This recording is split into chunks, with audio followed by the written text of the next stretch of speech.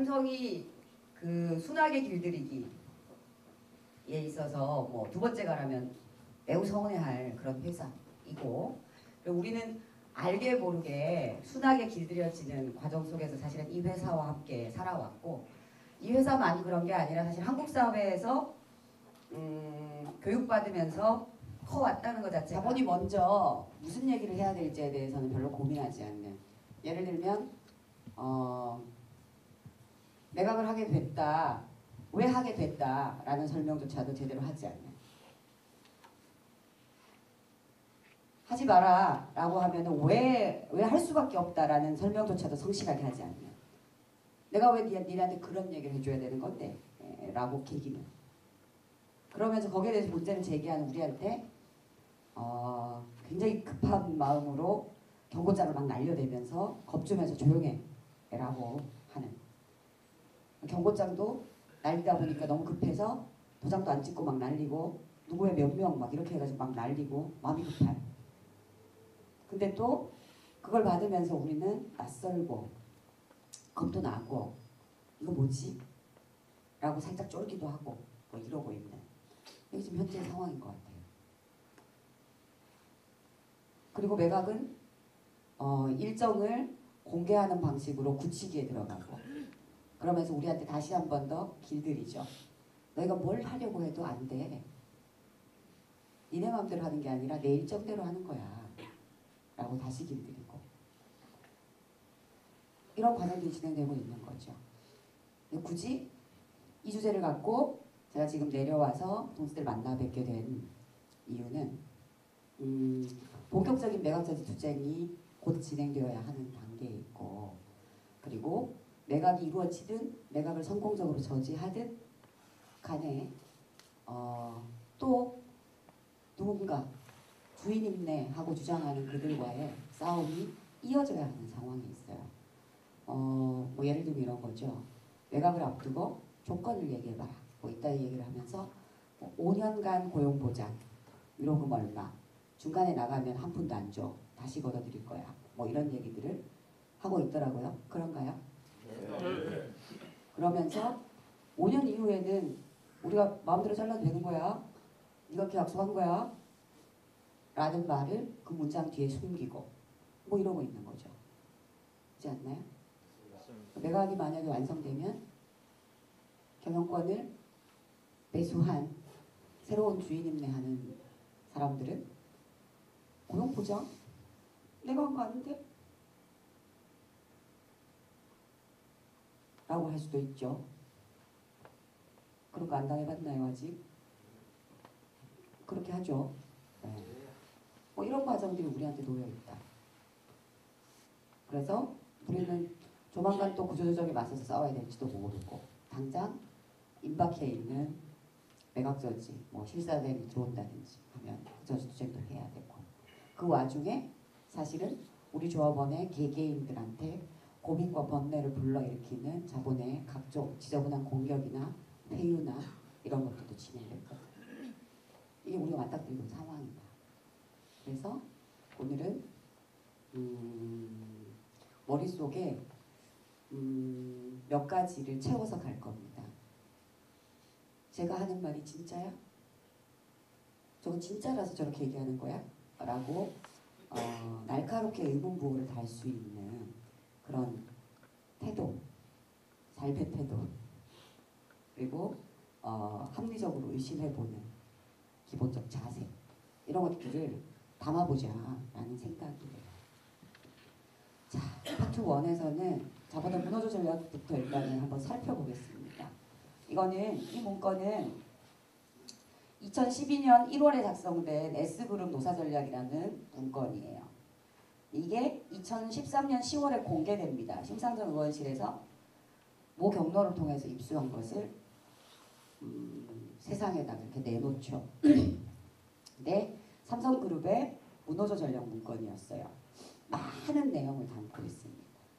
그 중에 기본적으로 저들의 자세를 보여주는 몇 페이지를 보면, 일단 문호조 전략의 줄거리입니다. 노사협의회를 노조 설립 저지를 위한 대항마로 육성한다. 우리한테 노조 필요 없어. 노사협의회 있잖아. 노사협의회 위원장 있잖아, 니네 위원장. 그 위원장이 노조 위원장과 똑같은 거야. 라고 해왔죠. 살아오셨죠. 근데 노사협의회 근로자 대표하고 노동조합의 위원장하고는 법률적 지위도 다르고 노사협의회 근로자 대표가 체결하는 문서하고 노동조합의 위원장이 체결하는 단체 협약 문서하고는 법률적으로 성격도 다르고 보호의 테두리도 다르고 다 다르거든요. 그게 만약에 같은 거면 노조는 어떻고 노사협의회는 어때? 그죠? 노조를 만들면 뭐 똑같은 건데 노조위원장이나 노사협의회 위원장이나 니네 말대로 하면 똑같다며. 근데 뭐 굳이 만들지 말라고. 그리고 만들더라도 그 노조 말고 딴 노조에 가라고. 그렇게까지 신경 써서 개입할 필요는 없었잖아요. 그죠? 이게 기본적인 출발점이죠.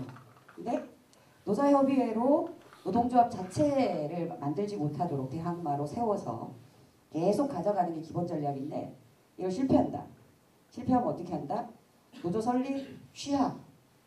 설립하지 마라 해서 설립서를 내고 나면 그거 없던 일로 하자라는 압박을 한다. 이게 이제 두 번째 플랜이에요. 이것도 실패하면 전조직력을 동원해서 노조를 조기에 와야 한다. 이게 세 번째 단계였죠. 여러분은 어느 단계에 있을까요? 제가 볼 땐 요 단계를 넘어선 거예요. 그 다음 단계가 있는데 일단 저 실패하면 노조 설립을 취하라고 압박한다. 저 단계에서 사실은 신세계그룹도 그렇고 삼성그룹도 그렇고 일가죠. 일가. 저들의 일가들인데 그 그룹들이 써부은 돈이 정말 많아요. 회유도 하잖아요. 저희가 이제 그 사건들을 많이 합니다. 부당해고 사건도 많이 하고 부당노동행위 구제 사건도 많이 하고 하는데 실제로 노동조합을 만들려고 했다가 해고를 당하는 한 사람의 사건을 제가 하죠. 삼성의 노무 라인이 남아있던 노동삼성의 얘기예요. 근데 요 단계 노조 설립을 딱 했는데 조합원 수가 10명 정도밖에 안 됐어요. 그 출발하는 거지.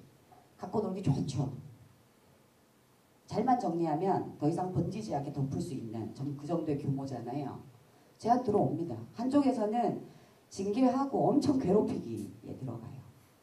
가족까지 괴롭힙니다. 사실은 경찰까지 동원됐다라는 혐의를 갖고 있죠. 실제로 그래요. 집에 압수수색이 들어오는데 너무 재밌는 건 서울 사람인데 부산에 있는 경찰서에서 압수수색을 갖고 들어와요. 그리고 개인의 노트북 뭐 이런 것들 다 압수해서 막 갖고 가는 거라. 그 사람 위원장이었는데 예를 들면 그리고는 회유 전략 들어옵니다. 밖에 한 2년 3년쯤 쉬다 오시죠. 그 비용은 우리가 다 대드리고 뭐 1억 5천, 2억 뭐 이런 얘기를 하고 갔다 오시면 또 서운치 않게 해드리고 뭐 이런 얘기들 회유를 하죠. 그 단계 사실 저희 2단계거든요. 오죽하면 농담으로 그런 얘기를 하죠. 우리들끼리는 야 삼성에서 일하다가 삼성이 또 일을 대박 많이 시키는 기업으로 아니 그룹으로 되게 유명해요. 실제로. 그래서 삼성에 입사했다고 좋아하던 젊은이들이 삼성에서 일하다 죽을 것 같다라고 하면서 나오는 애들이 많았어요. 진짜로. 그래서 우린 그러죠. 야 삼성에 들어가서 일하다가 죽을 것 같아서 나올 때 노조를 만들고 돈을 벌어서 나왔었어야지 라고 농담을 할 정도로 재빨리 돈을 버는 방법 중에 하나가 삼성에서 노조를 만드는 시도를 하는 것이다. 라는 말이 있을 정도로 이런 전략들이 사실은 현실에서 많이 이루어졌던 거다라는 거죠. 그런 의혹을 갖고 있는 사건들은 숫자가 굉장히 많습니다. 그러고 나서 그걸 실패해서 꿋꿋하게 버텨버리면 이제 모든 조직력을 동원해서 조기화의 전략이 들어가죠. 그러나 그마저도 실패하면 장기적으로 노조를 고사시키는 전략, 전술에 돌입합니다. 뭐 예를 들면 회사 노조를 설립하고 회사 노조하고 단체 협약을 체결하면서 진짜 노조에 대해서는 무력화시키는 거죠. 이래 노조 만들어봐야 어차피 교섭도 못하고 합의서도 못 써. 그런 노조에 있어서 뭐하니? 차라리 교섭권 갖고 있는 노조에 가는 게 낫지. 뭐 이런 과정들을 겪어나가는 거죠. 진짜 노조는 무력화하고 그리고 무력화시키는 동안에 사람들의 마음속에 번뇌와 고민, 갈등 이런 것들 불러일으키기 위해서라도 찍어서 징계하고 해고한다고 협박하고 심지어는 가족들까지 흔들어 놓습니다. 단계가 높아지면 물론 여러분한테 순서가 가려면 좀 멀지만 지회 간부들, 핵심 간부들 이런 사람들 같은 경우에는 조만간 가족들한테도 막 이렇게 겁주는 얘기들이 갑니다. 이러다 네 남편 큰일 나는 수가 있어. 뭐 이런 거 있죠. 이런 일들이 벌어지기 시작하죠. 이런 과정 속에서 고사를 시키겠다는 거죠. 문서에 보면 이런 말이 나옵니다. 여기 보면 안 보이시겠지만 친사노조 설립 및 단체협약 체결 이게 마지막 단계예요. 그렇게 하면 진짜 노조는 친사노조를 큰 노조로 만들어서 교섭대표 노조로 만들어버리면 2년간 진짜 노조는 교섭 요구를 할 수 없으니까 그동안에 고사 전략을 쓰면 되는 거다라는 게 2012년 1월에 만들어진 문건 안에 너무 디테일하게 들어있는 거죠. 그러면서 이자들은 뭐라고 하냐면 그러나 친사노조 설립은 신중하게 판단해야 된다.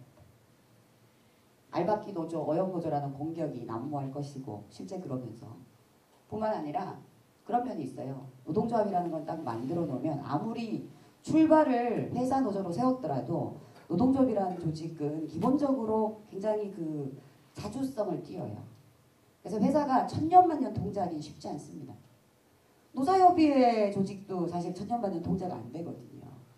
그래서 일단 띄우는 순간 골치가 아파질 수 있어요. 그렇기 때문에 삼성의 입장에서 보면 삼성테크윈 회사의 입장에서 보면 지금 1차전을 치렀고 1차전에서 패배한 상태죠. 패배하는 바람에 이렇게 많은 조합원을 가진 너무너무 싫은 금속노조 테크윈즈가 생겨버린 거고 그래서 마지막 단계로 회사노조, 친사노조를 세웠는데 여전히 친사노조에 대한 실제로 어영노조다, 알박기 노조다라는 공격들이 여러분을 통해서 진행되고 있는 상태죠. 심지어 왕따시키는 것 같은 그런 문화들도 막 형성되고 오히려 회사노조에 가입한 사람들이 번뇌를 해야 되는 막 상황이 막 발생하기도 하고 현재 형국이 이런 형국이거든요. 그래서 일전에선 실패한 거죠. 회사는. 여러분은 신기하게도 되게 초기에 많은 사람들이 한꺼번에 쫙 조직되면서 생각보다는 다른 삼성 계열사의 노동조합이 만들어질 때 그들이 당했던 엄청난 괴로움에 비하면 여러분 사실 아무것도 안 겪은 거나 마찬가지인 상태인 거예요. 여러분의 간부도 마찬가지예요. 뭐 얼핏 들었을 거예요. 삼성 에버랜드에 노조가 생겼는데 뭐 그 사람이 어떻게 됐고 뭐 사찰을 뭐 어떻게 했고 뭐 그죠? 들으신 적 있으세요? 삼성 테크윈즈는 사실 거기에 비하면 굉장히 큰 규모로 순식간에 커지면서 자리를 잡는 바람에 그렇게까지 인간적으로 너무 괴로운 그런 단계는 안 거쳐도 됐던 것 같아요. 근데 만약에 몇 명이서 동원 결의를 해서 겨우겨우 버텨야 되는 상황이었으면 정말 말로 할 수 없을 정도로 괴로웠을지도 모른다. 그리고 지금쯤 누군가는 정신병 정도 걸릴 정도로 굉장히 힘들었을지도 모른다. 이런 단계에 있는 거죠. 이걸 훑어드리는 이유는 기본적으로 이런 사고를 하고 있는 사람들이 우리랑 지금 맞붙고 있는 이 회사 노무라인 혹은 이 그룹의 오너가 갖고 있는 철학이고 자세다라는 거예요. 그럼 도대체 이런 자세를 갖고 있는 이자들하고 난 어떤 방식으로 맞붙어야 되지? 난 도대체 어떤 사고체계와 이 정신력으로 무장을 해야 되는 거지? 이런 고민이 있어야 된다는 겁니다. 그리고 이 오너의 방금 봤던 저 문호도 전략이라는 게 한국 사회의 법체계에서 얼마나 어긋나는, 얼마나 반동적인, 얼마나 나쁜 짓인지도 잠깐 보자라고 해서 제가 노동 3권, 노동조합 왜 법으로 보장하나? 라는 파트를 잡아봤습니다. 좀 딱딱한 파트입니다. 헌법, 우리나라의 법체계에서 가장 높은 법이죠. 헌법. 그 밑에 헌법에서 정하고 있는 각각의 권리, 의무와 관련해서 그것을 개별 법률로 이렇게 풀어나가는 구조인데 헌법 제33조에 보면 근로자는 근로조건의 향상을 위하여 자주적인 단결권, 단체 교섭권, 단체 행동권을 가진다. 잘 아시죠? 이걸 노동 3권이라고 얘기합니다. 헌법에서 보장해놨어요. 여러분은 대한민국의 국민으로서 무슨 의무를 부담하고 무슨 자유를 가지고 있고 뭐 이런 얘기들을 옛날에 소시적에 학교 다닐 때 들었던 기억 있으세요? 국방의 의무, 납세의 의무 이런 거 막 부담하는 거. 권리는 잘 기억 안 나죠. 그중에 뭐 행복추구권 뭐 이런 거 막 들어봤던 기억 혹시 나나요? 그거하고 같은 등급에서 쓰여 있는 거예요. 네? 모든 국민은 행복을 추구할 권리를 가지는 것과 마찬가지로 한국 사회의 모든 대한민국 국민 중에 근로자, 우리는 노동자라고 하죠. 모든 노동자는 노동 조건의 향상을 위해서 자주적으로 누구와의 관계에서 자주적입니까? 자본과의 관계에서 자주적입니다. 사용자 관계에서 자주적으로 사용자하고 전혀 관계없이 혹은 사용자에게 침해받지 않고 자주적으로 단결을 통해서 단체 교섭을 하고 단체 교섭이 잘 안 풀리면 단체 행동도 할 수 있는 그런 권리를 대한민국 국민은 가지는 거예요. 그래서 이 권리를 보장하기 위해서 대한민국 정부는 어떤 의무를 가지냐면 법률로 이 권리를 실현할 수 있도록 보장할 의무를 가져요. 그래서 노동조합법이라는 걸 만듭니다. 법의 체계는 그래요. 그래서 노조법에 보면 5조에서 노동조합에 조직 가입해가지고 근로자는 자유로이 노동조합을 조직하거나 이에 가입할 수 있다. 여러분은 자유롭게 테크인 지회를 만들 수 있고 자유롭게 가입할 수 있었어요. 근데 여러분 정말 자유롭게 가입하셨나요? 방해도 받지 않고 개입도 당하지 않고 그래요? 개입은 없었나요? 웃기만 하고 대답은 안 해주네요. 회사는 여러분이 노동조합에 가입하는 것과 관련해서 이런 반부도 하지 않았나요? 너무 빨리 와버려가지고 할 시간이 없었나요? 자발적으로 해가지고. 지금은 어떠세요? 조금 말이 많아요. 형님은 왜 그냥 웃고만 계세요? 경고장하고 막 날리고 이런 것도 있죠. 그리고는 회사 간부가 기업 노조가 더 좋다. 금속 노조는 별로다. 이젠 금속 노조에 가입하면 안 된다. 기업 노조에 가지. 라는 이런 제안들을 현장에서 막 하고 이랬다면서요. 이런 일들을 듣기도 하고 겪기도 하고 그렇게 하셨나요? 이게 바로 자주적으로 노동조합에 설립하고 가입하는 것에 대해서 끼어들게 한 거거든요. 근데 우리 법률은 다음 페이지를 보시면 이런 거를 부당노동행위라고 해서 금지하고 있어요. 뭐 근로자가 노동조합에 가입 또는 가입하려고 하였거나 그러니까 가입했거나 아니면 가입하려고 시도했거나 그다음에 노동조합을 조직하려고 하였거나 기타 노동조합의 업무를 위한 정당한 행위를 한 것을 이유로 그 근로자를 해고하거나 그 근로자에게 불이익을 주는 행위는 하면 안 된다. 이게 부당노동행위다. 네, 여러분은 노동조합 조합원으로서 노동조합 지침에 따라 회사의 업무를 방해하는 것도 아니고 단지 조끼를 입었다는 이유로 경고장을 우르르 받았죠. 그죠? 이러면 안 된다는 거예요. 이게 불이익을 주는 행위거든요. 그죠? 그러니까 이게 부당노동행위로서 금지되어 있어요. 그 다음에 또 볼까요? 근로자가 노동조합을 조직 운영하는 것을 지배하거나 개입하는 행위. 이게 금지되어 있어요. 넌 어느 노조에는 가입하지 말고 어느 노조에 가입해도 된다. 기왕이면 이 노조에 가입하지? 뭐 이런 것 자체가 지배하거나 개입하는 행위예요. 이거는 금지되어 있어요. 여러분, 삼성테크윈이라는 회사가 최소한 헌법 33조와 노조법의 기본 조항 저런 것들을 전혀 모르는 회사일까요? 알겠죠. 여기 법률 자문하는 1년에 돈을 얼마나 쳐붓는데 그걸 모를까요? 알겠지요? 아는데 왜 이럴까요? 개입하면 안 된다. 끼어들지 마라. 지배하려고 하지 마라. 왜? 헌법에서는 모든 노동자가 자주적으로 단결할 수 있도록 해야 되기 때문에 너는 하면 안 된다. 이게 법률인데. 근데 도대체 사내 승인 없는 집회 관련 경고, 복장교육 위반 관련 경고. 뭐지 이거? 경고 대상자, 근무시간 중 조끼 사용자 150명. 조끼 착용 주도자는 별도의 경고 혹은 뭐 정직, 징계 등의 조치 예정. 저 150명 누구예요? 여러분 중 누구예요? 저 이름 밝혀졌나요? 저런 경고장은 제가 고인노무사 2002년부터 지금까지 노동조합하고 같이 하고 있는데 저 머리 털라고 처음 봤어요. 앞만 바빠도 그렇지. 뭐 하는 짓이고 이게. 에? 우리 조합원 중 150명인데 누군지는 알 수 없는 저 따위 경고장을 막 날립니다. 왜 저러지? 이거? 이게 법률적으로 효력이 있나요? 없을 것 같습니다.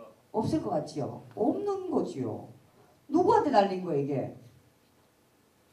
에? 누구 외도 아니야. 근무 시간 중 조끼를 착용한 150명한테 경고를 날렸어.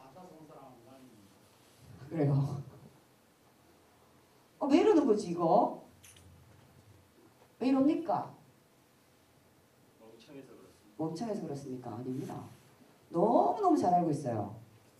몰라가지고 누구 150명에 대해서 경고장을 날렸을까? 아닙니다. 아니에요. 근데 너무너무 잘하는데 이유가 있는 경고장이에요. 지금 여러분하고 회사하고는 심리전 하고 있는 거예요. 땡기기 한번 하고 있는 거예요. 훌치기 같은 겁니다. 전문용어로. 그죠? 물방 고기반 아이가 여기 이런 거죠. 이래가 아무거나 던져갖고 훌치면 심약한 누군가는 걸려 올라온다 이렇게 생각하는 겁니다. 여러분이 이 경고장을 받았을 때 정말 모두가 다 비웃으면서 담대했나요? 그럴 리가. 살짝 쫄았잖아. 순간적으로. 안 쫄았어요. 저 150명 안에 내가 있나 없나 이런 고민들을 하게 되거든 사람이. 그렇게 훌치고 들어오는 겁니다. 심약한 선수들. 낯끌어. 그래가 먹히면 재수고 안 먹혀도 본적이죠. 훌치고 들어오는 거예요.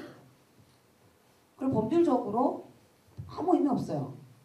그러나 현장을 쪼개고 흔드는 데는 의미가 있다는 거예요.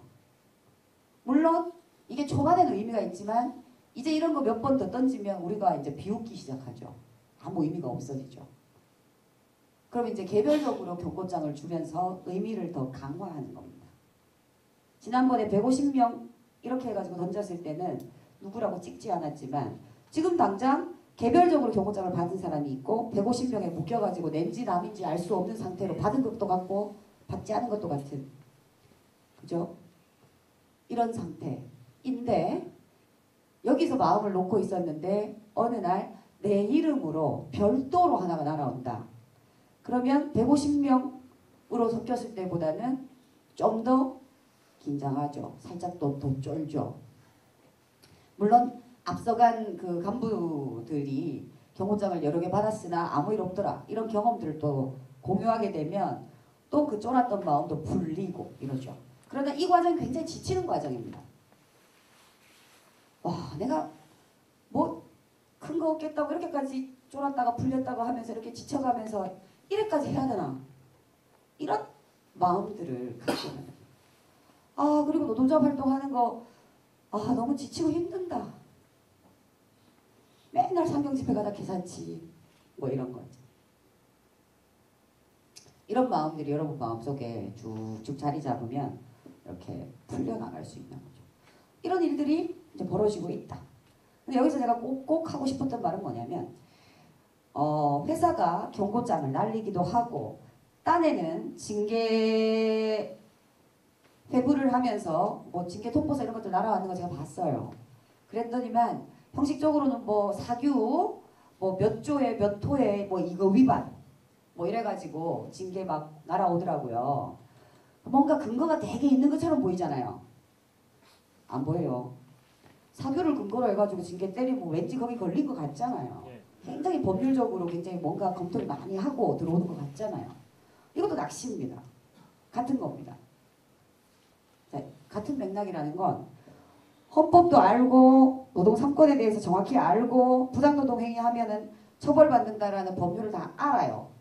알지만 이자들은 작정을 하고 노동조합에 대해서 개입하고 특정 노조를 지원하거나 특정 노조를 혐오하거나 괴롭히거나 해요. 알지만. 그럼 두 번째 넘어가가지고 경고장을 막 던지고 징계위원회 막 회부하고 이미 개인적으로 경고장을 너무 많이 받으신 분이 있더만요. 어제 대의원 동지 한 분이 저한테 문서를 이렇게 묶음으로 보여주던데 본인한테 온 것들이더라고요. 아주 다양해요. 별 시덥지 않은 것들도 다 경고에 다 붙였거든요. 그렇게 해갖고 이렇게 쭉 사람 하나를 이제 쭉 쪼아 들어가는 거예요. 이것도 뭔가 법률적 근거가 있을 거라고 믿지만 없다는 거죠. 예? 조끼를 입은 150명에 대한 경고가 도대체 유효한지에 대해서 조합원들은 얼핏 유효하지 않은데 회사가 와즈라겠노라는 의심을 할 수 있겠지만 유효하지 않아도 한다는 거예요. 다른 이유에서. 마찬가지로 사규에 근거해서 징계할 수 있다라고 지네는 주장하지만 법률적으로 봤을 때 그 사규 자체가 무효다라는 것도 알아요. 왜 모릅니까? 제가 판례를 검색해서 유사 사례들을 쭉 찾아가지고 대법원 판례에 보면 비록 사규에서는 회사의 승인 없이 회사 내에서 유인물을 뿌리면 안 된다라고 돼 있지만 그럼에도 불구하고 회사의 승인을 받지 않고 회사 내에서 유인물을 막 뿌렸던 이 사람에 대해서 회사가 징계를 했는데 이 징계 사건이 대법원까지 쭉 올라가가지고 결국은 이 징계가 무효고 이유는 뭐다? 비록 사규에서는 회사의 승인 없이 유인물을 막 뿌리면 안 된다고 했지만 유인물을 막 뿌리면서 선정하고 조직하는 것은 노동조합이 헌법과 법률로 보장되어 있는 노동조합의 핵심적이면서도 정당한 활동인 거고 이거에 대해서 회사한테 승인받으라는 얘기는 그 자체가 회사가 노동조합의 활동을 관리 통제 개입하겠다는 거고 그럼 이 자체가 법률에 어긋나고 헌법에도 위배되고 그러니 니네 사규 자체가 노동조합의 활동을 부당하게 침해하는 사규다. 그러니까 이 사규를 적용할 수 없다. 라는 판례가 버젓이 나와 있는데 그것도 하급심 판례도 아니고 대법원 판례가 버젓이 있는데 또 불구하고 이 사규를 고칠 생각이 없고 그죠? 고칠 생각이 전혀 없고 그리고 이 사규를 가지고 경고장을 막 날리고 심지어 징계위원회를 소집하고 일하고 있다. 왜 이럽니까 이거? 몰라서? 아니죠. 또 잘 알죠. 저는 이 얘기를 왜 합니까? 굉장히 거칠게 얘기하면 일일이 쫄지 마라 라는 얘기를 해주고 싶지만 더 나아가서 정확하게 얘기하면 회사가 하는 일이기 때문에 다 이유가 있을 거다라고 믿지 마라라는 얘기입니다. 네? 여기서 이유라는 것이 회사가 하는 일이기 때문에 자들이 충분히 법률 검토를 했고 이래도 되기 때문에 하는 걸 거다라고 믿지 말라는 겁니다. 며칠 전에 사찰 문제 됐죠. 이게 법률적으로 문제가 없어서 합니까 애들이? 삼성그룹의 사찰 문제가 1, 2년 문제입니까? 예? 아닙니다. 이거 되게 오래된 문제예요. 그때마다 힘으로 빠져나가고 돈으로 빠져나가고 했겠지만 이게 법률적으로 문제가 없어서 계속하는 게 아닙니다. 법률적으로 문제가 있어도 위법하더라도 그걸 함으로써 지가 얻을 수 있는 게 더 크다고 생각하면 그냥 하는 겁니다. 맞나요? 네. 여러분한테 그걸 하고 있는 겁니다. 맞든지 말든지. 틀린 거 뻔히 알지만 나보다는 네가 먼저 쫄 거야 라는 이 자신감으로 하고 있는 거예요. 그죠? 네. 그런 거예요. 뭐 삼성전자 서비스는 경고장 안 받았나 뭐. 예? 르노삼성 지혜는 경고장 안 받았나. 삼성그룹 진짜 웃깁니다. 경고장 너무 열심히 만들어요. 종이 아까워 죽겠어 내가 볼 때. 얘들은 좀 종이가 아까운가 봐. 일일이 150장 만들기 힘드니까 조끼 입은 150명 이렇게 날리잖아요. 전략 차원에서 의미가 있죠. 예. 심지어 경고장을 날리는데 경고장 뭐예요? 법률 문서예요. 도장도 안 찍어갖고 막 날리는 이런 경고장이 어디 있어요? 누가 날린 건지 알 수 없는 경고장. 그렇지 않나요? 이거를 동네 슈퍼도 알고 삼성테크인이라는 대단히 공신력 있어 보이는 이름을 갖고 있는 회사가 있다. 에? 말이 되나? 라는 겁니다. 저희로서는 굉장히 황당합니다. 말도 안 된다. 설마 그럴 리가? 라고 얘기하죠. 근데 설마 그런 일이 있어. 왜 이러나 이것들? 이런 고민이 된다는 겁니다. 저건 왜 이러나? 학습된 무기력과 관련해서 한번 볼게요. 심리학자들의 연구 결과죠. 무력한 개인으로 길들이는 게 필요하기 때문에 하는 거다라는 겁니다. 개실험 가지고 한번 봅니다. 셀리그만이라는 아주 권위적인 학자가 있죠. 이 양반이 무기력이라는 것은 학습되는 거다. 타고날 때부터 있는 게 아니다. 라는 것을 뽑아내는 실험을 합니다. 강아지 그룹들 데리고요. 볼까요? 요거 이렇게 세 세트를 만들어 가지고 그룹 3개를 만들어 가지고 실험을 한번 해봤습니다. 요 밑에 바닥에는 전기가 흘러요. 전기가 흘러요. 그래서 버튼을 누르면 갑자기 전기가 쫙 들어가는 겁니다. 아시겠죠? 그런 상태에서 묶여 있어요 지금. 몸도 묶여 있지만 몸을 감싸고 있는 이걸 갖다가 벽에다가 이렇게 고정해놔서 얘는 도망 못 갑니다 지금. 도망 못 가요. 근데 요 그룹의 개들한테만 요 코앞에 나무 판자를 이렇게 달아놨어요. 그래서 전기 충격이 쫙 오잖아요. 이때 너무 힘드니까 달아나기 위해서 막 움직이다 보면은 자기도 모르게 코로 이렇게 나무 판자를 딱 건드릴 수 있죠. 나무 판자를 딱 치는 순간 전기 충격이 멈춰요. 근데 이 그룹의 개들 같은 경우에는 뭐 아무리 나부대도 멈추지 않아요. 이 그룹의 개들은 그냥 묶어만 놓고 전기 충격을 주지 않아요. 이렇게 3개를 나눕니다. 그리고 보시면은 그래 놓고 아니 이걸 갖다가 몇 번 하냐면 며칠간 하는 것도 아니에요. 개를 집어넣어 가지고 5초간 전기 충격을 주고 90초 있다가 다시 또 5초간 주고 이렇게 해서 하루에 64번을 했다는 거예요. 딱 하루 동안 반복적으로 머리에 각인되도록 쭉 해봤어요. 이 3 그룹에 있는 개들은 각각 다른 경험, 다른 무언가를 기억하게 되죠. 자, 다음 날 이 개들을 저렇게 생긴 박스에 넣습니다. 그러니까 여기서부터 여기까지는 전기 충격이 주어지는 구간이고 얘가 튕겨 나오면 전기가 더 이상 통하지 않아요. 그리고 전기 충격 3초 전에 불이 탁 켜지면서 자 전기 충격 간다라는 신호를 딱 줍니다. 이런 상태로 하는데 어제하고 딱 달라진 조건이 뭐냐면 몸에는 이렇게 묶여져 있지만 이 개는 사실은 묶여져 있지 않아요. 어제는 몸을 묶었던 그 가죽과 벽을 연결해 놨지만 오늘은 풀어놨어요 이걸. 그래서 이 개가 마음만 먹으면 튕겨나가면 전기 충격을 피할 수 있도록 설계를 했단 말이에요. 얘들은 어떻게 됐을까요? 자 다시 볼게요. 먼저 얘는 첨당하는 전기 충격이에요. 오늘. 어제는 그냥 묶여 있었거든. 첨당하는 전기 충격이기 때문에 순식간에 튕겨나갑니다. 그러면 전기 충격으로부터 도망을 가요. 당연하죠. 전기 충격 자체가 낯선 경험이기 때문에 길들여지지 않은 상태. 얘는 어떡하죠? 얘는 나무 판자는 없어졌지만 뭔가를 하면은 멈추더라라는 기억을 갖고 있기 때문에 다시 나무대면서 튕겨나갑니다. 그냥 풀려 있습니다. 놀라운 건 얘입니다. 얘. 한 놈이 그런 게 아니고요. 이 똑같은 조건에 여러 마리의 개를 똑같은 실험을 해봤다는 거예요. 근데 너무 충격적인 거는 이 그룹에서 실험되었던 개는 전기 충격이 오니까 그냥 버티는 겁니다. 뭘 해도 안 된다라는 경험을 몸으로 갖고 있는 거예요. 안 움직이고 도망갈 생각도 안 하고 그냥 버텨요. 왜냐하면 얘한테도 무슨 경험이 있죠? 좀 지나면은 이게 자연이 없어진다.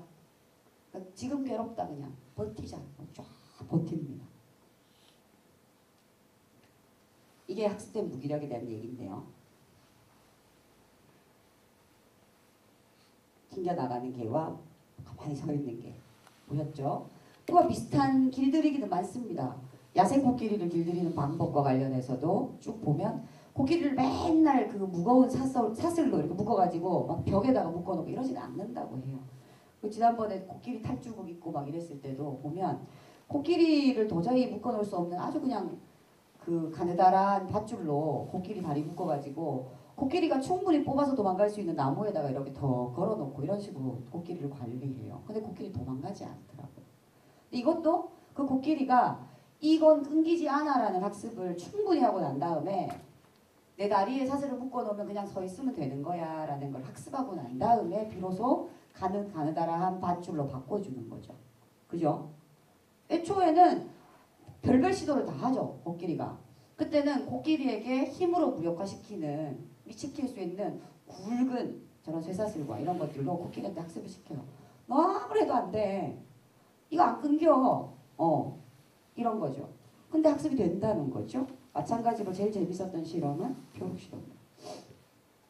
벼룩 이렇게 뛰잖아요. 에? 사실은 30cm까지 뛰어오르는 벼룩을 투명한, 벼룩은 도저히 알 수 없는, 바깥과 안이 구분되지 않는 투명한 유리볼로 이렇게 덮습니다. 그럼 벼룩이 초반에 어떻게 하냐면은 그 유리볼이 계속 부딪혀요.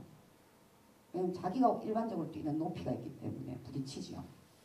근데 벼룩이 익숙해집니다. 그러면 유리볼의 높이, 최대 높이를 절대 넘어서지 않고 그 안에서 뛰어요. 이런 아이를 갖다 유리볼을 걷어주잖아요. 그럼 여전히 그 높이에서는 뜁니다. 딱 그만큼이 자기가 부딪히지 않고 상처 입지 않는 높이이기 때문에. 그러니까 이런 길들여지는 것, 이것은 비단 코끼리, 개, 벼룩만 있는 얘기가 아니라는 겁니다. 이런 실험은 누가 하나요? 사람이 하죠. 궁금해서 하나요? 호기심 때문에 하나요? 네? 아닙니다. 이렇게 많은 행동 실험과 뭐 이런 것들을 통해 가지고 반응에 대한 연구, 심리학적 연구, 이건요 사실은 경영학, 이른바 여러분을 관리하는 HR 맞나요? 예, 이 사람들이 주되게 성과급제를 설계하고 인사제도를 설계하고 이럴 때 이런 이론들이 다 반영됩니다. 어떻게 하면 잘 통제되고 잘 관리되는 인간으로 만들 수 있는지, 그러기 위해서는 제도에 어떤 체벌을 가야 되는지, 어떤 상을 줘야 되는지, 어떻게 하면 똑같이 100만 원을 줘도 열심히 좀 해라고 계속 괴롭혀야 일하는지, 아니면 괴롭히지 않아도 자발적으로 일하는지, 자본의 입장에서 100만 원으로 똑같은 사람들을 일시키되 자발적으로 경쟁하면서 일할 수 있게 하는 임금 체계는 뭔지, 이런 것들이 이런 연구 결과를 가지고 설계되는 거예요. 아시겠죠? 그리고 삼성이, 그리고 우리 학교에서 배웠던 그 모든 교육들이 우리한테 쭉쭉 우리도 모르게 쭉쭉 짚어왔던 것들이 길들이기예요. 길들이기. 여러분이 길들여져 있는 거는 뭔가요? 찍히면 피곤하지. 뭐 이런 겁니다. 그러니까 제가 테크위에 처음에 교육 오면서 저 아까 그 강의 시작할 때 소개하셨던 문상한 동지한테 제가 여쭤봤어요. 삼성 테크위는 어떤 특성을 갖고 있나요? 삼성 테크윈 지배의 조합원들의 특성은 뭔가요? 물어봤어요. 정말 재미있는 특성을 얘기하더라고요. 삼성답다. 그게 뭔가요? 굉장히 모범생 같다. 여러분의 특징입니다. 굉장히 모범생 같다. 금속노조에 수많은 사업장들이 있지만 예를 들면 이렇습니다. 굉장히 질서정연하다. 그리고 강의를 듣는 태도도 굉장히 모범생스럽다. 일탈 이런 거 잘 안 하는 굉장히 착한 모범생 같다. 이게 삼성의 특징이다. 전 그 얘기 들으면서 사람이 다 똑같이 한번 봅시다. 그러고 왔었어요. 근데 생각해보면 저도 굉장히 길들여져서 자랐는데, 저는 지금은 정부가 참 싫어하는 애지만 옛날에 클 때는 제법 선생님들이 좋아하는 그런 애였어요. 공부도 곧잘하고 말도 곧잘 듣고 사고 잘 안 치고 뭐 그런 거. 생각해보면 저는 아직도 횡단보도에서 신호를 위반하지 않아요. 그 다음에 절대로 길에 쓰레기를 버리거나 침을 뱉거나 하지 않아요. 껌을 씹고 종이다 뭐 이런 것들이 남으면 제 주머니에 넣지 버리지 않아요. 근데 이거는 못 벗어나요. 최근에 아씨 나도 이렇게 길들여진 거였어? 이런 생각이 갑자기 들었어요. 그래서 그 서울에 민주노총이 있는 동네에 가보면 민주노총 바로 앞에 횡단보도가 있는데 신호등이 있어요. 여기는 신호등이 없더라고요. 오늘 굉장히 저 되게 당황했는데 어떻게 건너지라는 고민이 들더라고요. 신호등이 없으니까 어느 타이밍에 건너야 될지 굉장히 낯설었어요. 제가 오늘 아침에 건너오는데, 근데 제가 내가 좀 이렇게 착하지 않은 아이로 건너야겠다 이런 생각이 들어서 무슨 시도를 했냐면 버젓이 빨간불일 때 건너기 뭐 이런 걸 했어요. 뛰어넘어 보겠다고. 사실은 그런 시도도 한번 해봤습니다. 나 또한 제도와 체제에 굉장히 물들어 있는 애라서 굉장히 길들여져 있는 애라서 겁먹고 사는 것 같아서 뛰어넘어야겠다는 고민들을 했었죠. 그래서 동지들에 대해서 물어보니까 굉장히 모범생스럽다, 삼성스럽다라는 얘기를 했는데 삼성스럽다라는 건 뭐냐면 삼성의 기풍이라는 것이 이런 거구나라고 본인도 처음 느꼈다는 거예요. 서울 상경투쟁을 했는데 여러분이 앉았다가 일어난 자리가 제일 깨끗했다면서요. 갔다 온 사람. 갔다 왔어요. 다 갔다 오셨네. 여러분이 앉았다 일어난 자리에 흔적도 없었다면서요. 혹시 아세요? 원래 그래야 되는 거 아닙니까? 그렇죠. 그렇죠. 그래서 집회 사회자가 동지들 일어나실 때 주변에 쓰레기 주워주시고요. 뭐 담배꽁초 주워주시고요. 이렇게 얘기합니다. 그러나 우리 조합원들 정말 쿨하게 그냥 일어납니다. 좀 주워주이소 해도 쿨하게 갑니다. 누군가 죽겠지 이러면서. 불량기가 아주 그냥 하늘을 찌르죠. 근데 정말 그래서 금속 사람들 정말 그랬답니다. 와 여기 어딘데 여기 삼성 테크인 자리. 그런 농담을 했었습니다. 그래서 이것이 사실은 정말 모범생의 기질을 가지고 있는, 좋게 얘기하면 그래야 되는 거 아닙니까에 동의하는데요. 문제는 이게 내 삶에 남아있을 가능성이 있다는 겁니다. 자본하고 부딪힐 때조차도. 그래서 벗어날 것 좀 벗어나보고 지킬 것 좀 지켜보자라는 겁니다.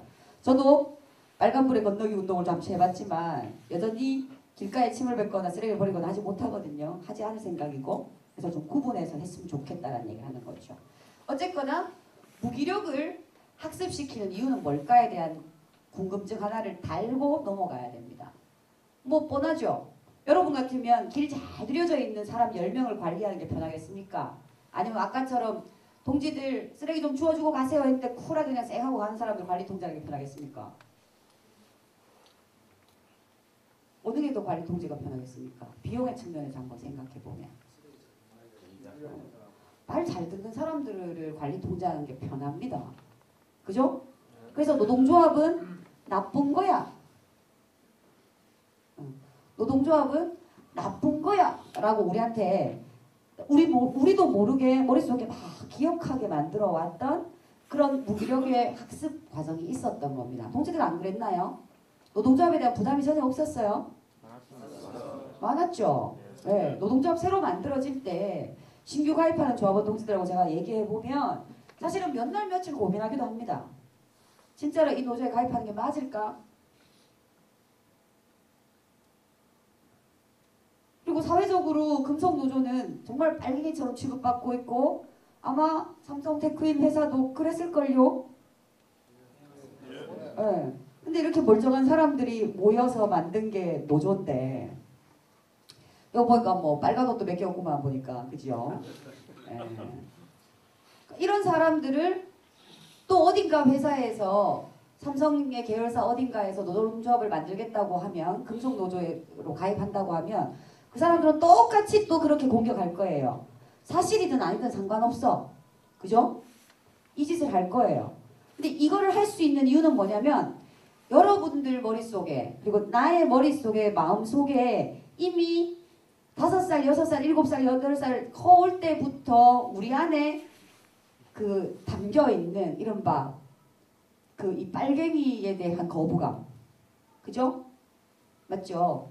그리고 사회적으로 문제를 제기하는 사람 치고 성공한 사람이 없다라는 그런 학습. 심지어는 독립운동을 한 사람조차도 쫄딱 망해서 살아가고 있는 현실. 친일을 했던 애들은 떵떵거리면서 돈옥수로 많이 갖고 살고 있는 명바이 같은 뭐 이런 애들. 이런 경험. 이 모든 것들이 여러분의 머릿속에 이미 들어가 있어요. 싫어도 들어가 있다니까요. 그래서 정의로운 뭐해? 나도 힘들고 우리 집도 힘들지. 그냥 평범하게 살아가는 게 제일 좋지. 뭐 이런 것들이 이미 학습되어 있는 상태입니다. 그런 학습되어 있는 사람들을 관리 통제하는 게 제일 편해요. 근데 여러분은 그 학습의 경계를 한번 허물어 버렸어요. 삼성의 입장에서는 노조는 나쁜 거야 라고 계속 가르쳐 왔는데 여러분들이 뭐가 나빠? 네가 더 나빠. 그러면서 만들어 버린 거예요. 이미 경계를 한번 허물어 버렸죠. 그 다음에 경계는 뭘로 온다고요? 협박과 겁박으로 옵니다. 이번에 이걸 깨야 돼요. 뭘로 깨지? 또 하나의 게임 이론을 한번 볼게요. 죄수의 딜레마. 여러분, 제가 강의를 이렇게 하고 있으니까 제가 누군지 까먹지 마세요. 전 너무 잘해요. 법률 얘기도 하지만 이런 공부도 합니다. 왜냐면 이게 자본이 경영 컨설팅을 할 때 저들이 만들어 들어오는 이론이기 때문에 저 또한 이런 것들을 가지고 역으로 컨설팅에 들어가야 되는 거죠. 그래 우리 조합원들이 당하지 않죠. 그죠? 임금 구조나 이런 것도 분석할 때도 이 임금 구조가 우리 조합원들의 심리에 미친 영향, 그리고 우리 조합원들의 단결에 미친 영향, 균열에 미친 영향 이런 것들 봅니다. 봐야 되거든요. 그래야 맞설 대응 전략이 나오죠. 그럴듯하죠? 예. 그래서 봅시다. 죄수의 딜레마 들어보셨나요? 자, 설정이 이렇습니다. 2명의 사건 용의자가 체포됐습니다. 용의자예요. 혐의가 있는 사람입니다. 진짜 범죄를 저질렀는지 알 수 없어요. 2명이 잡혔어요. 범죄 증거 없어. 근데 담당 검사에는 심증이 있어요. 틀림없이 얘들 둘이가 있다. 라는 심증이 있습니다. 근데 증거는 없어. 물증이 없어요. 그래서 담당 검사는 고민합니다. 와, 이거 엮어놔야 되는데 증거가 없고 어떡하지? 라고 고민하다가 죄수 둘을 불러서 바로 죄수의 딜레마, 이 죄수 둘을 딜레마에 빠뜨립니다. 게임을 시작하는 거죠. 조건은 야, 니네 둘이 같이 저지른 거 맞지? 그래서 둘이 다 자백하면, 혹은 둘 중 하나는 입 다물고 있고 한 명만 자백하면, 아니면 둘 다 입을 계속 다물고 있으면 각각 다른 벌이 내려질 거다라고 합니다. 그게 뭐예요? 한 명은 입을 꼭 다물고 절대 하지 않았다라고 얘기하고, 한 명은 같이 한 거 맞아요 라고 하면 같이 한 거 맞다고 한 사람만 풀어주고 입을 꼭 다물고 있었던 사람을 20년 복역시키겠다. 그 다음에 둘 다 입을 꼭 다물고 우린 진짜로 안 했다니까 라고 둘 다 동시에 안 했다라고 얘기하면 죄가 입증이 안 되잖아요. 증거 없잖아. 그러니까 이 죄는 못 묻고 평소에 너희가 저질러왔던 자질구레한 범죄들에 대해서 다 끌어모아고 1년씩을 살리겠다. 이렇게 해서 둘 다 불면 어떻게 되죠? 둘 다 불면 각각 5년씩을 살리겠다. 그래 놓고 죄수들을 절대 만나지 못하게 해서 각방에다가 이렇게 박아놓습니다. 그 신문에 들어갑니다. 죄수, 드디어 이 두 명의 죄수는 딜레마에 빠집니다. 했다고 해야 되나? 내가 했다고 했는데 자가 안 했다고 하면 난 불련하고 자는 20년 살든지 말든지. 근데 내가 안 했다고 했는데 저 새끼가 혹시 했다고 하고 불련하면 난 완전 똑박스잖아. 와, 저 새끼 믿어도 되나? 이런 고민을 하시죠. 문제는 이 죄수는 실제로 안 했어요.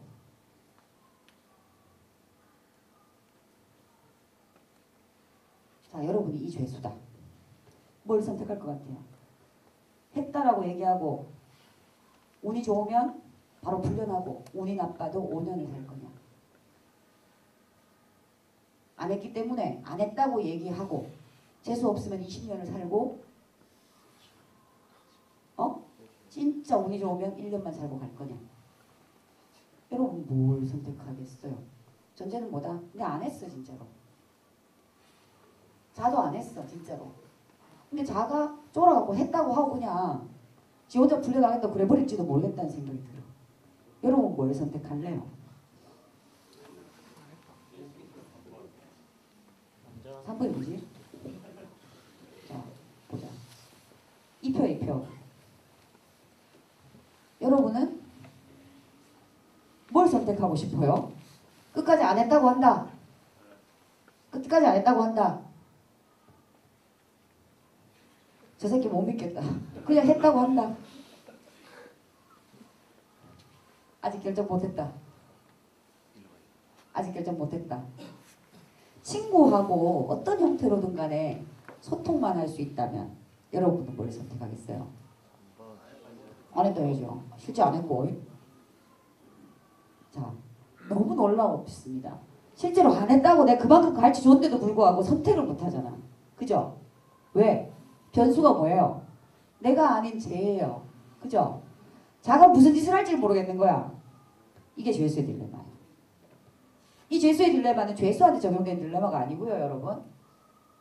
예를 들면 코카콜라와 펩시콜라 사이에 시장 경쟁에서 적용되는 이론입니다.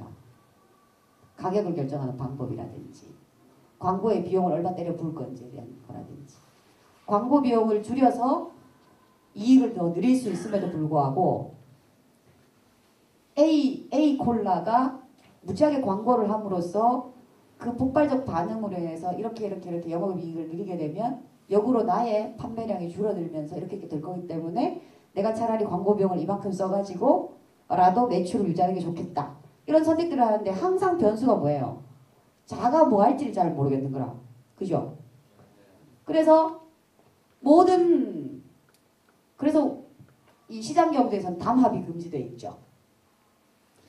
담합이 금지되어 있어요. 담합을 하게 되면 광고 비용 이런 거 필요 없지 사실. 라고 둘이 손 꼭 잡고 가격을 막 올려가면 되잖아요. 응? 혼자서는 독점이 아니지만 둘이 손 잡으면 독점이니까. 이런데 이용되는 게 게임 이론입니다. 그런데 이 게임 이론은 그 회사와 회사 사이의 경영 전쟁, 경쟁 여기에만 적용되는 게 아니고요. 오늘 우리한테도 적용되고 있는 거예요. 여러분 지금 죄수의 딜레마에 시달리고 있는 거 맞아요? 네? 여러분 어떤 죄수의 딜레마에 시달리고 있어요? 이거 만약에 이 둘이가 독방에 안 갇혀 있고 둘이 같이 붙어 있었으면 어떤 결론이 났을까요? 무조건 둘이 손잡고 안 불지. 당연한 거 아니에요? 그죠? 둘이 합심하여 안 불 수 있습니다. 근데 말이죠. 따로따로 떼놓으니까 딜레마에 빠지는 거예요. 딜레마. 풀리지 않는, 풀 수 없는. 와, 뻔히 저게 답인데 실제로는 저 답 말고 답 아닌 걸 선택하게 되는 죄수의 딜레마. 이거는 지금 우리 상황하고도 같습니다. 그리고 앞으로 우리가 투쟁을 해 나가다 보면 이런 상황에 빠집니다. 아직 징계받지 않은 너희에게 4차 징계가 준비되고 있다. 지금 회사에 줄을 서면 넌 징계에서 면제해 주겠다. 근데 이런 딜레마는 늘 자본이 우리한테 주는 딜레마예요. 사안은 다르지만 당장 오늘 밤 여러분이 집에 갔을 때 똑같은 상황에서 고민을 하게 될 수 있어요. 이런 겁니다. 자, 일단 그림은 마치 회사와 기업별 노조가 교섭대표 노조가 딴에는 의견이 불합치하여 팽팽한 듯 하다가 회사가 던진 안에서 아주 약간 진전된 아주 발톱에 때만큼 진전된 어떤 안에 대해서 합의서를 쓰기 위해서 밑밥을 깔고 있다 라는 추론.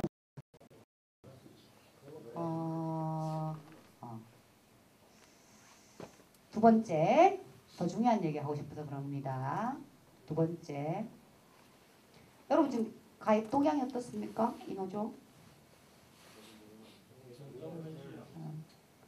네. 이거를 굳히겠다. 기업별 노조에 대한 비조합원들의 신뢰. 그래서 기업별 노조는 굉장히 불필요하게 거칠지 않은 합리적인, 그러나 회사하고 필요할 때는 줄 당기기도 하고 그러는 제법 노조 같은 노조다. 노조인 듯 노조 아닌 노조 같은.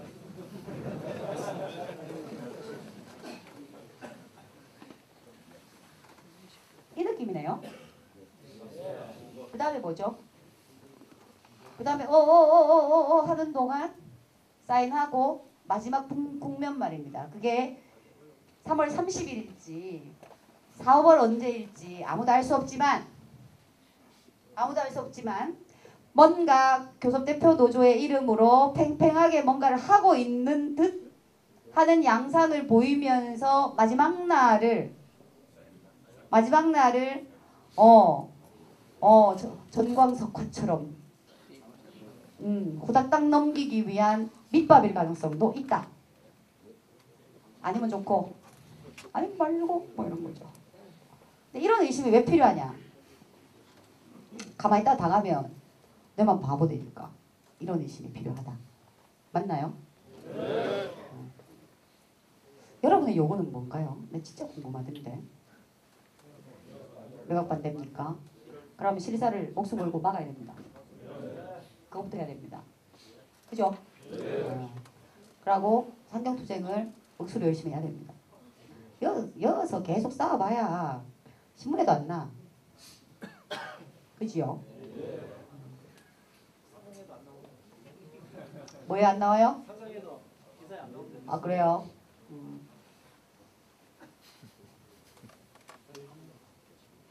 다음번 상경투쟁이 다음 주 이번 주? 이번 주? 다 갑니까? 1박 2일 한다 했지요? 와 아직 추운데. 신랑인데요? 신랑 있다고 안 추운 줄 알아. 억수로 두꺼운 옷 입고 있어. 서울 추워요. 아까 제가 여기 딱 도착하니까 여기 진짜 봄이더라. 그죠? 서울은 진짜 춥습니다. 낮에는 살만하고요. 밤 되면 미친나 싶을 정도로 추워요.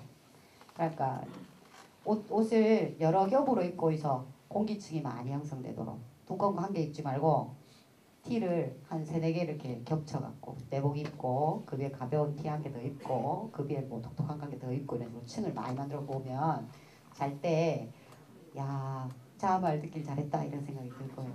제가 또 한 노숙 했습니다. 근데 그 노숙할 수밖에 없지. 싸우다 보면 계속 노숙하기도 하고 이러는데 그게 또 괜찮은 경험이 될 수는 있지요. 얼마나 올라옵니까? 여러분 보시기에는 어느 정도 올라올 것 같습니까? 우리 조합원들? 응? 800? 서로 다른 회사 다니는 걸로 정리합시다. 그래요.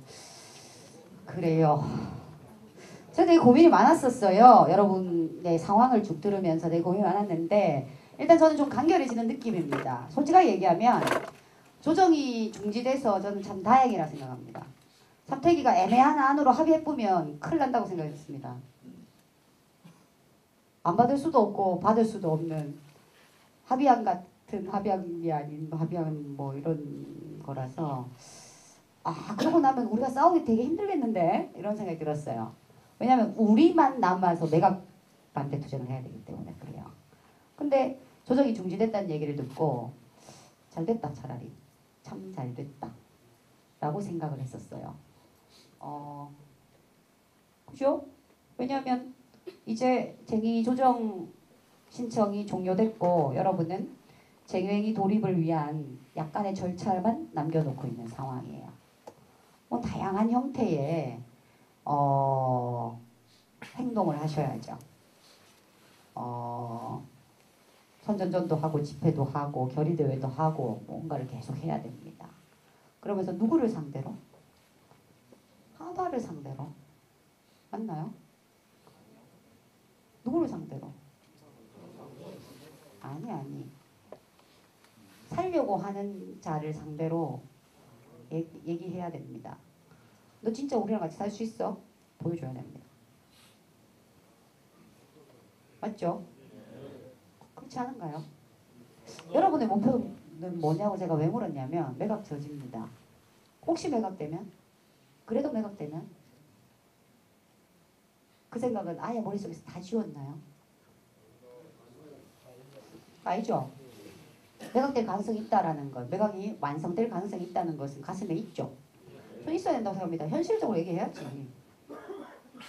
제가 무슨 지침을 드리고자 하는 게 아니라 강사가 지도부의 방침에 어긋나서 강의를 하고 있는 거면 막아주시면 됩니다. 잘라도 되고요.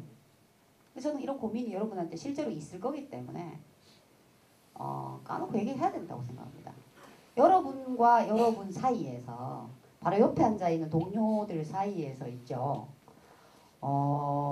포커페이스 이런 거 별로 안 좋습니다. 까놓고 얘기하는 게 제일 좋습니다.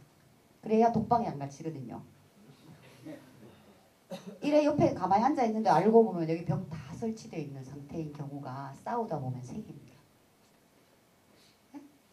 내하고 진짜 친한 동료인데 어제부터 눈빛이 흔들리네. 자가 집안에 무슨 일이 있나 이런 생각이 드는 그런 상황이 옵니다. 고민이 많다는 겁니다. 그 각자 알아갖고 지 고민 지가 하고 이럴 거면 뭐한테 같이 싸우노? 그렇지 않나요? 그런 상황이 오거든요. 그래서 아까 물어본 거예요. 매각 저지에 우리 목표는. 근데 매각 될 수도 있어. 우리는 사력을 다해서 막을 거라. 실사 저지 투쟁도 할 거고 서울에 올라가갖고도 싸울 거고. 하고 우리 삼성 테크윈에서 정말 영혼 없는 얘기를 계속 하잖아요. 그룹사는 상관없다. 그럼 누가 이 짓을 한단 말이고 도대체. 와이카는데 이런 얘기를 계속 해야 되고 삼성 지금 굉장히 속 시끄럽잖아요. 회장님 문제도 있고 해갖고 스스로 속 시끄러울 건데 여러분까지 확 올라가고 막 시끄럽게 하고 이러면 정말 속 시끄럽겠죠. 우리가 할 수 있는 거는 할 수 있는 최대한 속 시끄럽게 하고 오면 되는 겁니다. 계속 할 수밖에 없어. 이게 매각저지 투쟁의 그 하나의 가닥이니까. 그죠? 네. 하겠다는 거 아닙니까? 그리고 뭘 염두에 둬야 되나요? 한화에게 야 네가 떨어져라 네가 네 우리 감당할 수 있나?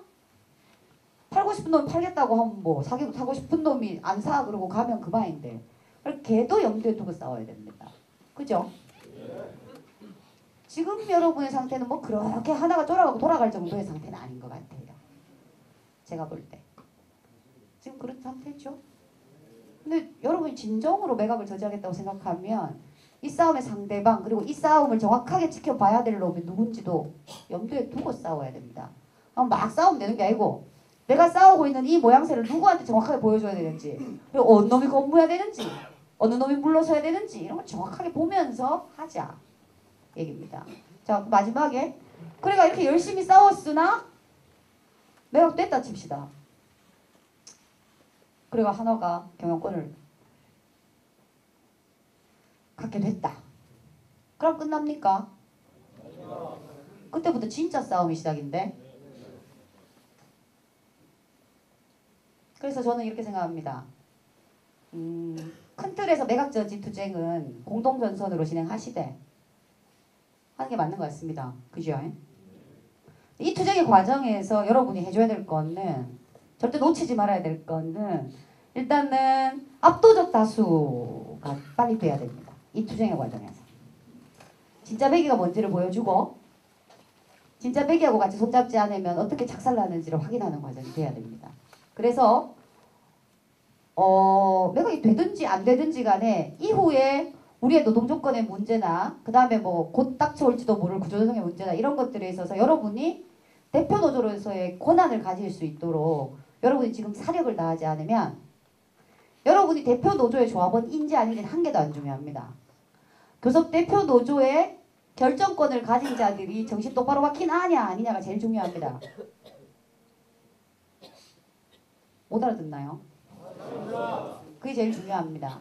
이것을 확정하는 과정이 지금인 것 같습니다. 제가 아까부터 계속 머리가 쇠해요. 머리끝이 쇠해요 라고 하는 건 아까 제가 들어오기 직전까지 지회 간부들하고 상황을 쭉 얘기하고 듣고 분위기 어떠냐 이렇게 묻고 이랬는데 기업별 노조 삼태기한테 빨리 가입하라고 열심히 독려가 진행되고 있다는 소문이 있는데 여러분도 혹시 들은 거 있습니까? 최근에? 없습니까?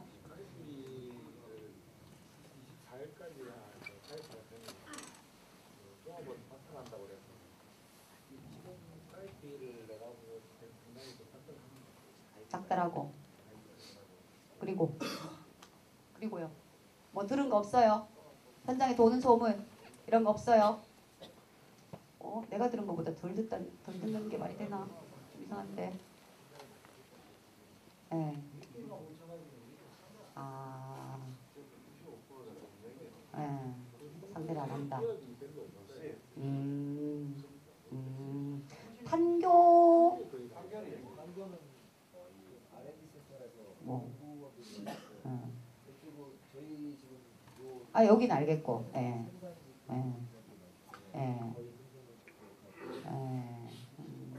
그래서 굳히려는 것 같아요. 쪽수의 격차를 현격하게 벌여서 압도적인 그 과반수 노조 기업별 노조가 과반수 노조가 되면 도장 찍고 튀기가 편하죠. 최악의 경우에 그들이 도장 찍고 튈 거다라고 단정하는 게 아니라 최악의 경우를 상정해 보면 가장 우리가 막기 힘든 상태는 뭐냐 이런 거거든요. 지금도 사실 그렇잖아요. 우리가 교섭권이 없으니까 굉장히 불편하잖아요. 굉장히 불안한 거거든요. 못 믿겠어요. 그분이 옛날에 뭐 했던 분인지 내가 잘 몰라서 그나마 덜 불안한 것 같은데 그동안 살아왔던 삶의 그 궤적을 따라서 그분의 삶을 한번 훑어보시고 하면은 더 불안할 수도 있어요.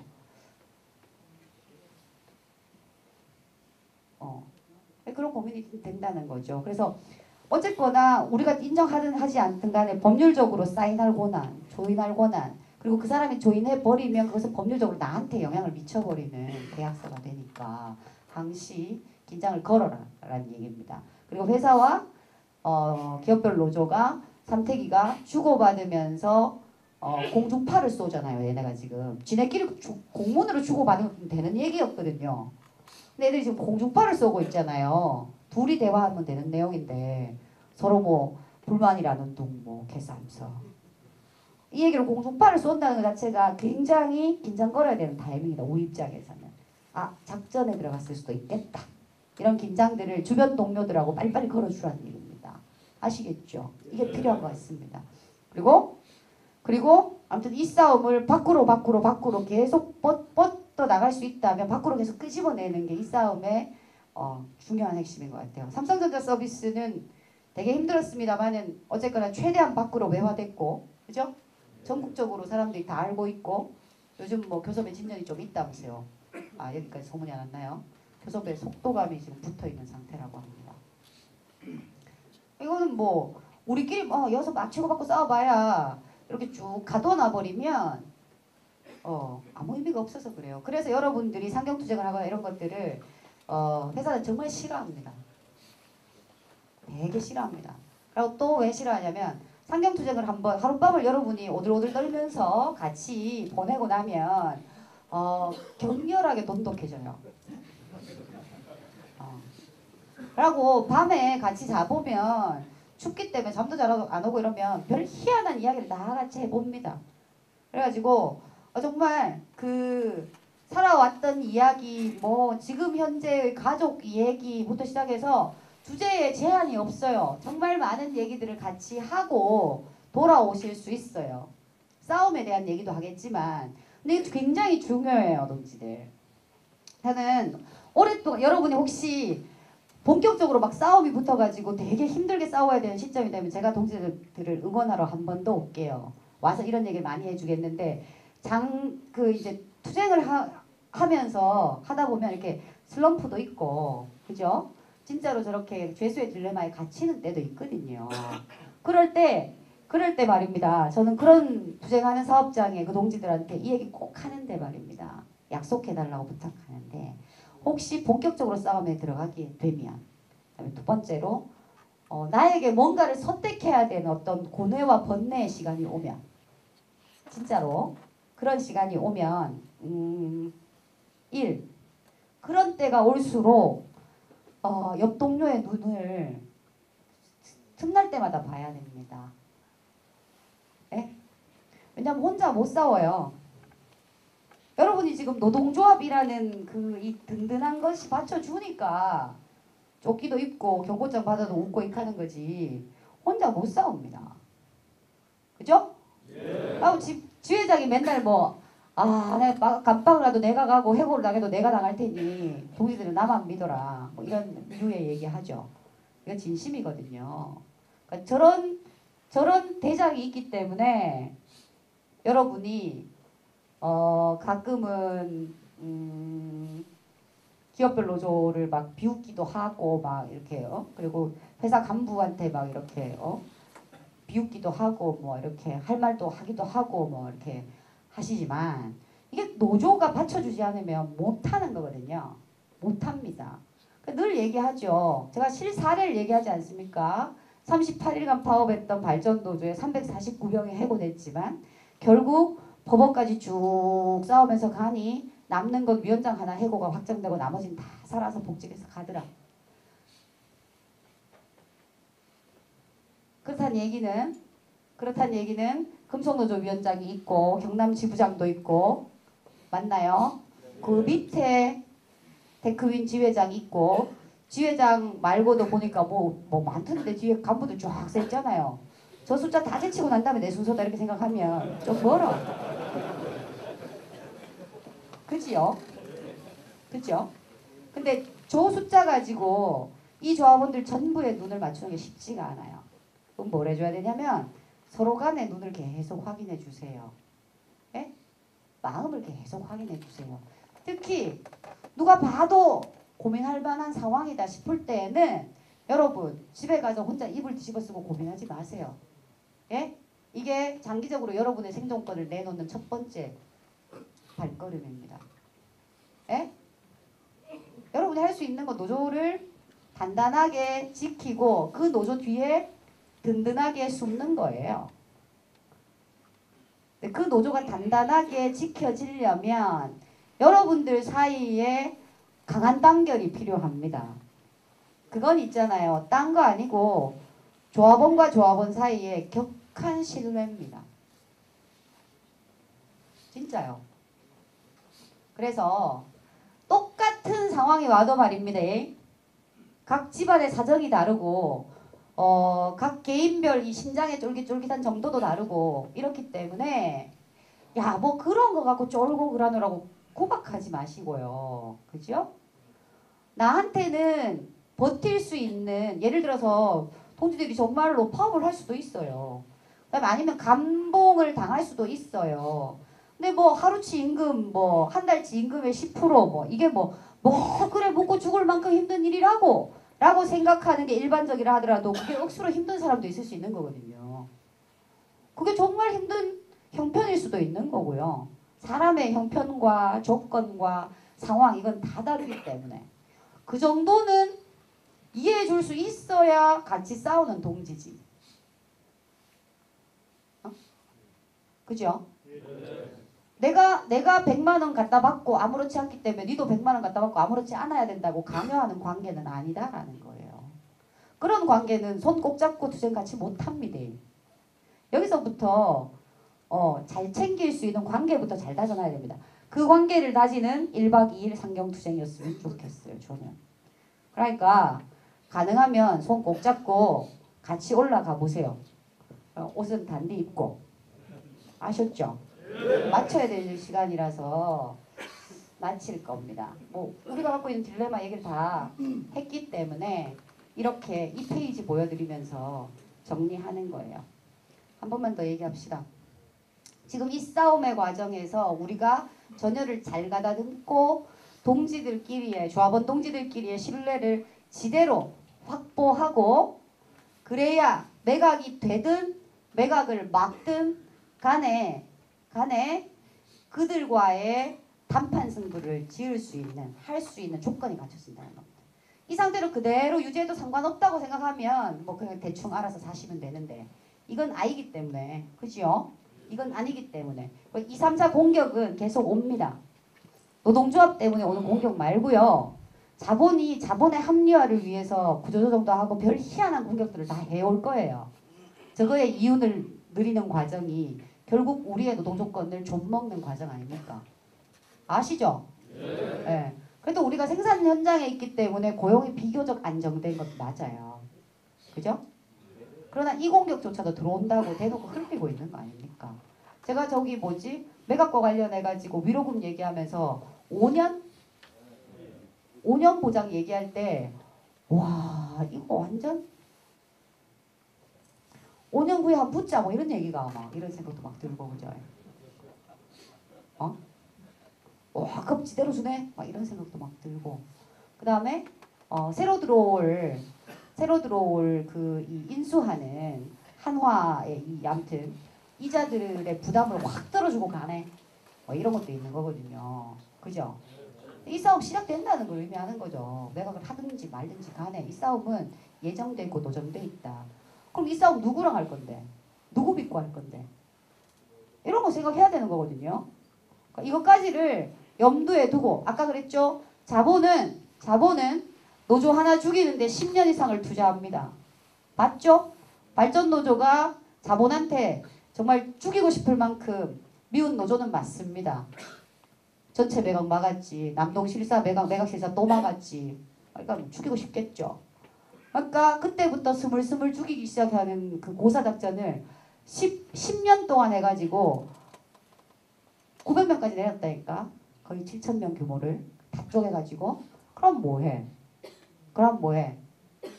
회사 노조의 위원장이라는 놈들이 조합원들도 동조권 다 팔아먹고 도장 찍고 이러니까 조합원들이 부끄럽지만 다시 돌아오는데 나갔다가 돌아오는 거 억수로 부끄럽거든요. 쪽팔리잖아. 그런데도 불구하고 또 돌아온다니까요. 왜 돌아오겠어요? 부끄러운 게 뭐 장소이가 지금 죽겠는데 그런 거잖아요. 맞죠? 등신 같은 것들이 저거가 안 나가고 버텼으면 그것도 안 뺏겼을 건데 라고 나는 생각하지만 저건 원래 등신 같은 거잖아요. 왜? 우리 일단 먹고 살기 힘들고 고민이 많고 그러고 뭐 찌르면 쫄고 원래 이런 거지. 근데 혼자 고민하면 쫄 수밖에 없습니다. 선택의 기로가 왔을 때 옆 동료의 눈을 반드시 같이 눈을 맞추고 같이 고민하세요. 그리고 내일에 대한 생각도 한 번은 하셔야 됩니다. 아셨죠? 네. 1박 2일 투쟁부터 먼저 좀 하시고 힘 좀 냈으면 좋겠어요. 그래서 제가 제 인생에 남동발전 매각 저지 이후에 삼성테크인 매각 저지라는 두 번째 성공을 제가 경험해도 되겠는지요? 그럴 수 있겠어요.